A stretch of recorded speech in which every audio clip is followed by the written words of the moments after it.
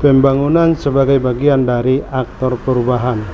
Para pelaku ada yang berperan sebagai pembuat kebijakan, aktor kebijakan, sasaran kebijakan, tingkat operasional. Kegiatan masyarakat beraneka ragam atau formal dan informal. Tempat tinggal masyarakat terpencar di desa ataupun di kota. Sumber penghidupan beraneka ragam. Sebagian besar warga masyarakat Indonesia tinggal di pedesaan. Bagaimanapun sumber kehidupannya harus dari bertani, nelayan, dan peternak.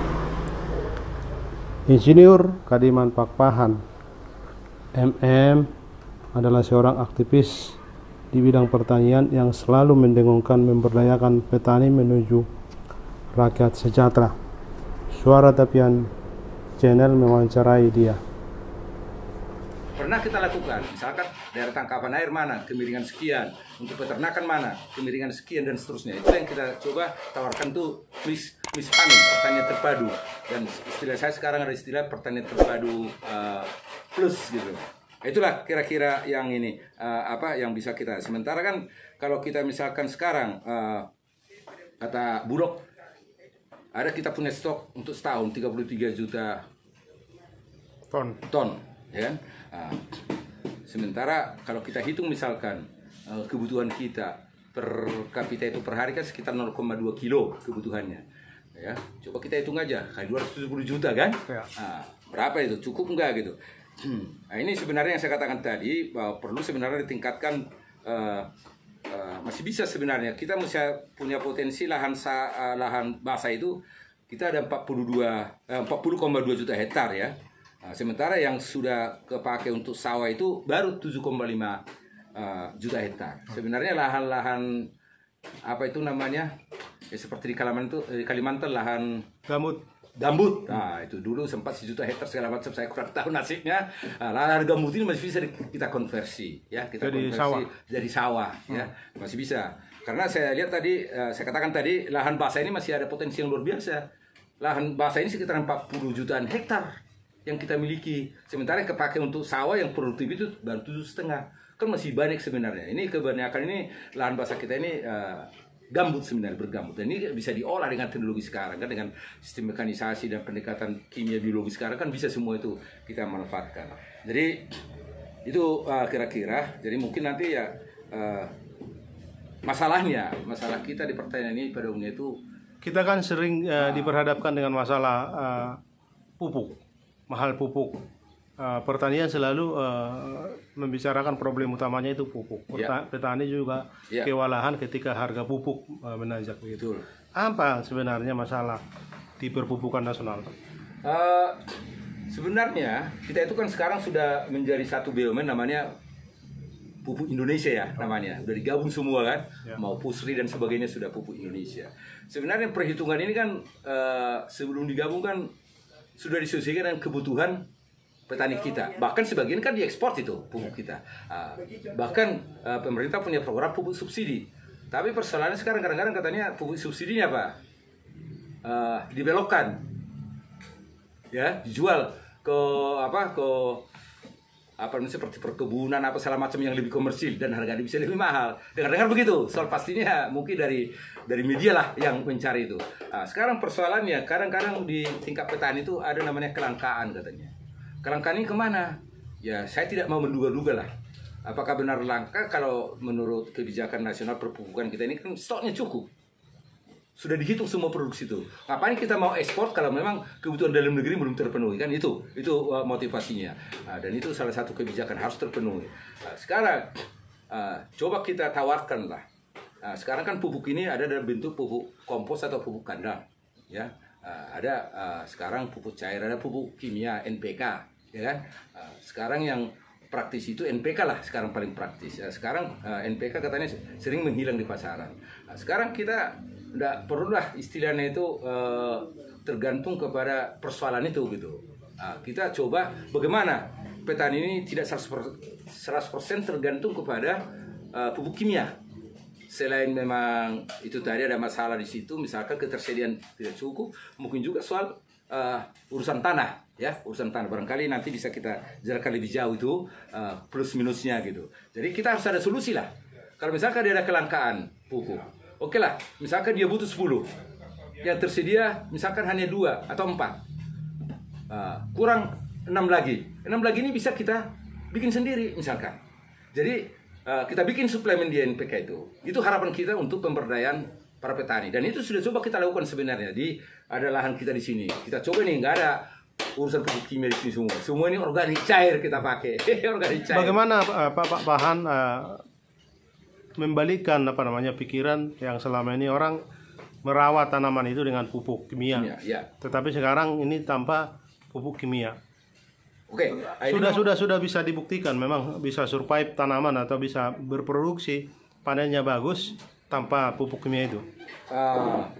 Sebenarnya kalau urusan di kita dalam bentuk pembuatan model itu sudah terbukti.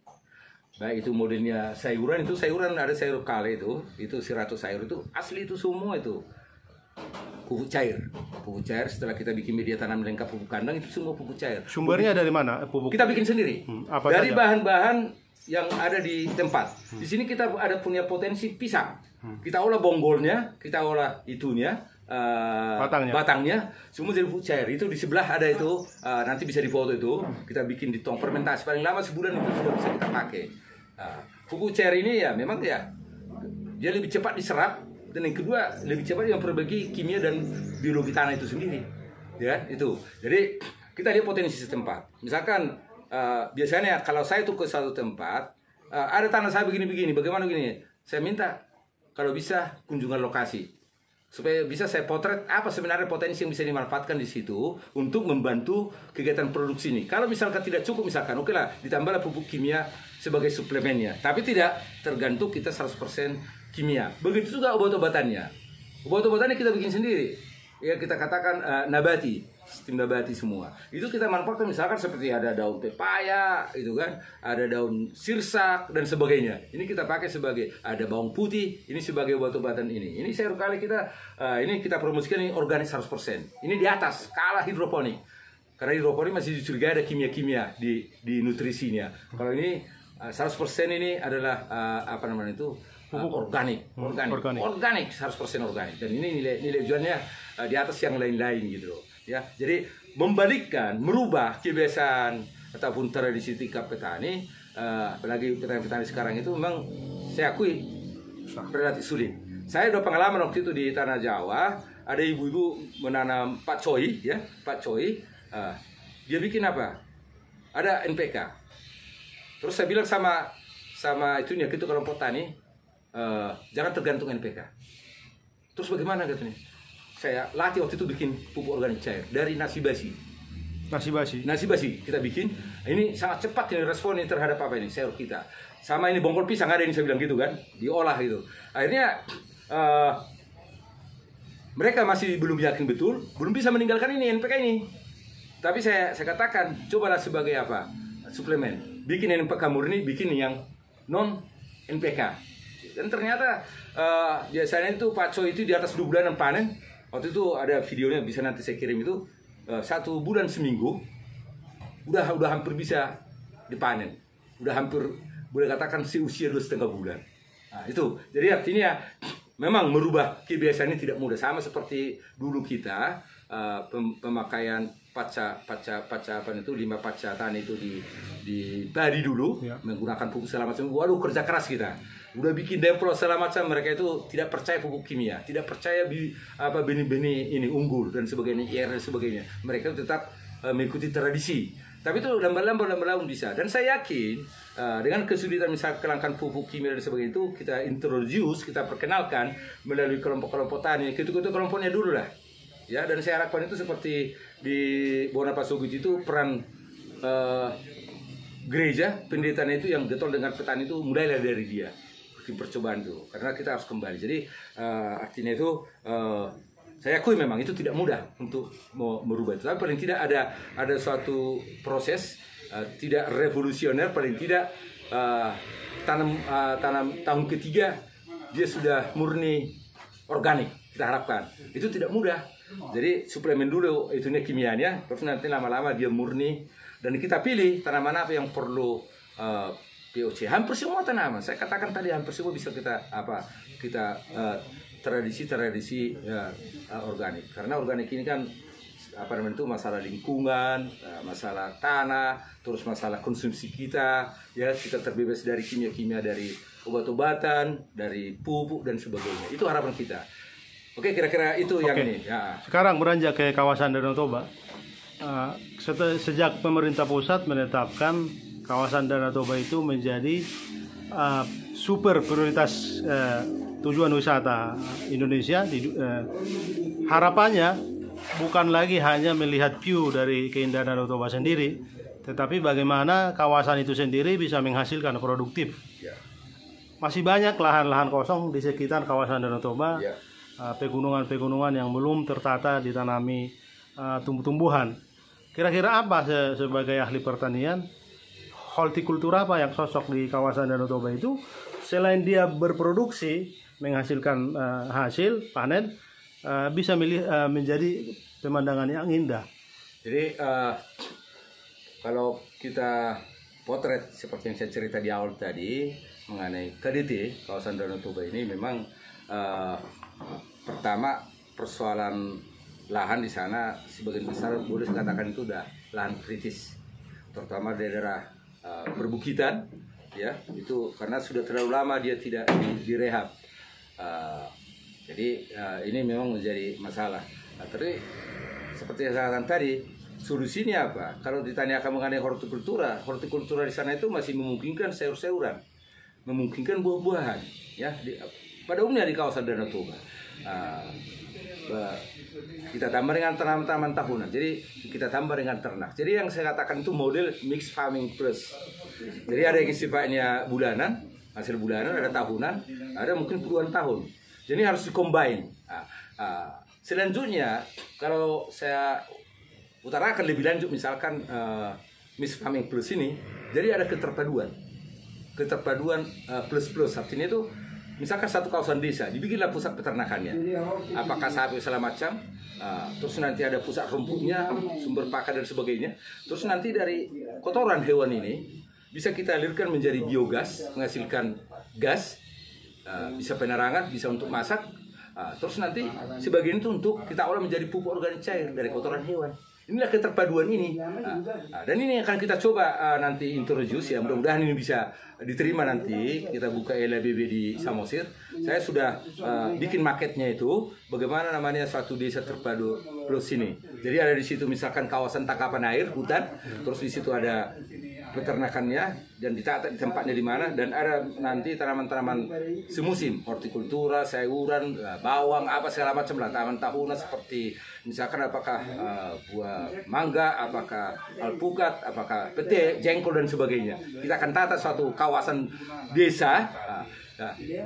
Apa yang kita harapkan lebih jauh dari sana? Ini menjadi sumber penghasilan petani itu sendiri. Dan yang kedua, apa tambahan buat mereka? Ini menjadi agrowisata. Jadi yang kita jual itu adalah agrowisata. Jadi yang saya harapkan itu di KDT itu adalah wisata itu agrowisata, wisata alam, wisata budaya. Ini yang saya harapkan. Kenapa Jepang wisatanya maju, Cina dan sebagainya, itu pada umumnya itu budaya, menjual budaya kan. Jadi kalau misalkan nanti wisata ini berkiblat seperti modelnya Pattaya, seperti Bali, saya nggak begitu apa KDT. Seperti sekarang kan ada dari gereja coba menggerakkan seperti yang dilakukan diakonia HGV, sudah mulai distrik sudah mulai digerakkan. Terus yang kedua, harus ada penggeraknya, motornya, mau itu Pemda, mau itu swadaya, mau itu NGO dan sebagainya itu. Tapi yang jelas pendekatan yang saya rumuskan itu dari pengalaman puluhan tahun ini ada dua pendekatannya. Pertama, pendekatan ini bagaimana supaya orang percaya bahwa tani kasih kehidupan bahkan kesejahteraan adalah pendekatan tetes minyak. Tetes minyak. Pendekatan tetes minyak. Misalkan seperti ini, kita ada lahan seperti ini, ada beberapa percontohan tanaman, dan ternyata seperti tadi itu sebenarnya kale subtropis, hidroponik. Ini bisa ditiru orang, di tanah juga bisa. tidak harus hidroponik mahal-mahal investasi, kira-kira begitu. Tetes minyak artinya seperti minyak kita air kan dia melebar kemana-mana. Nah, dengan berbagai demplot percontohan ini barangkali ini akan ditiru orang lain. Dan kita harapkan ditiru itu pada umumnya itu dilakukan oleh para penyuluh sebenarnya. Dikasih demplot percontohan dan ini nanti diundang oleh petani atau bagaimana itu ditiru. Dan yang kedua yang sebenarnya yang lebih berat itulah namanya pendekatan tetes kasih. Tetes kasih. Nah, tetes kasih ini secara teoritis nggak ada bukunya nih. Ini saya gali daripada secara induktif, saya rumuskan dua pendekatan ini. Tetes minyak itu saya pelajari waktu kuliah, itu metode penyuluhan, dan tetes kasih. Tetes kasih sebenarnya bagaimana? Misalkan dia penyuluh, atau dia penggerak petani, atau seperti ibu-ibu kakak misalkan, dia hadir di tengah-tengah warga itu sendiri, terutama warga yang boleh katakan tadi apa, sulit bertani, pengetahuannya kurang, motivasinya kurang, dia hadir di situ. Dikasihlah di situ namanya apa? Dia mengasihi, kasih. Ya dalam bahasa Batak dikatakan holong. Dia harus benar-benar, ya boleh katakan menjadi pembina, pembimbing yang benar-benar mencurahkan semua hati dan pikirannya untuk orang yang dibina ini. Jadi seorang tokoh atau sosok yang mumpuni misalnya satu bidang, dia harus menduplikasi keahliannya itu karena tetes kasih tadi. Ya, dia hadir di tengah-tengahnya. Tidak khotbah di mana-mana. Misalkan seperti distrik 24 Tanah Jawa.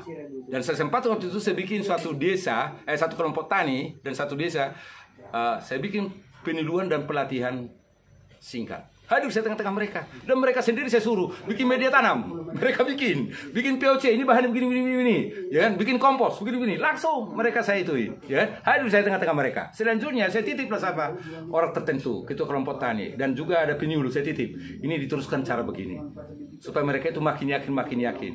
Dan coba dibuktikan, tinggalkan cara-cara kimia, jangan cara organik begini, buktikanlah dan tunjukkan sama mereka. Dan kalau perlu bikin contoh di tengah-tengah mereka. Saya titip waktu itu, mudah-mudahan nanti dalam waktu dekat mungkin saya akan ke sana juga untuk memantau, karena di sana ada nanti pengujian beberapa kelompok ini untuk dapat piala dari ketua distrik dari Paraisesnya. Jadi itulah memang yang sangat pekerja yang sangat berat. Jadi tetes kasih ini. Jadi harapan saya penyuluh itu sebenarnya tetes minyak dan tetes kasih. Iya, tetes minyak dan tetes kasih. Jadi kalau tetes minyak itu sudah biasa kita di teori penyuluhan. Tetes kasih ini saya gali dari pengalaman saya karena nilai-nilai Kristiani ada. Iya, berkiblat saya dengan bapak saya dulu. Kami satu waktu itu digerakkan gitu loh. Dia hadir di tengah-tengah. Karena dia yang nanam di situ, dia yang ngerawat. Begitu apa? Bisa juga seperti cengkeh misalkan. Gitu. Jadi teladan. Ya, jadi itu tetes kasih. Jadi semua dicurahkan hatinya di situ gitu. Ya. Okay. Jadi itulah yang salah satu pemikiran dari saya, dan mudah-mudahan nanti LBB bisa hadir seperti itu, ada di tengah-tengah warga itu nanti satu orang yang menjalankan model ini. Tetes minyak boleh kita bikin di mana-mana, tapi tetes kasih ini yang benar-benar dia hadir di situ. Okay. Hadir tidak hanya secara fisik, tidak hanya secara teknis, tapi mencurahkan semua kasihnya untuk itu. Nah, jadi ukuran sejarta ini kan terpenuhi kebutuhan jasmani rohani. Kebutuhan jasmani ini kan paling tidak dia bisa memenuhi kebutuhannya sendiri, terutama pangan. Tapi tidak hanya sekedar pangan, tapi dia harus berkiblat kepada kecukupan gizi. Ya. Supaya mutu SDM-nya makin lama makin baik gitu. Jadi sadar gizi, sadar kesehatan. Jadi tidak hanya sekedar dia berproduksi hanya untuk dijual, tapi juga untuk dikonsumsi sendiri, untuk perbaiki gizi dan untuk kesehatan sendiri. Itu mengenai sejahtera jasmani, mengenai kebutuhan pribadi dia, perbaikan gizi dan kesehatan. Yang kedua, sejahtera di sini ya paling tidak kita lihat ada peningkatan pendapatannya. Bisa bikin anaknya sekolah, bisa bikin anaknya kuliah. Itu pendekatan sejahtera secara jasmani. Tentu secara rohani, ya ini soal kepuasan batinia lah, ya, bertuhan, bermasyarakat, bersosial dan sebagainya. Itulah yang perlu kita apakan ke petani. Namanya petani sejahtera itu dua pokok ini. Tapi yang mau saya tekankan itu pendapatannya meningkat, terus sadar gizi, sadar kesehatannya makin baik.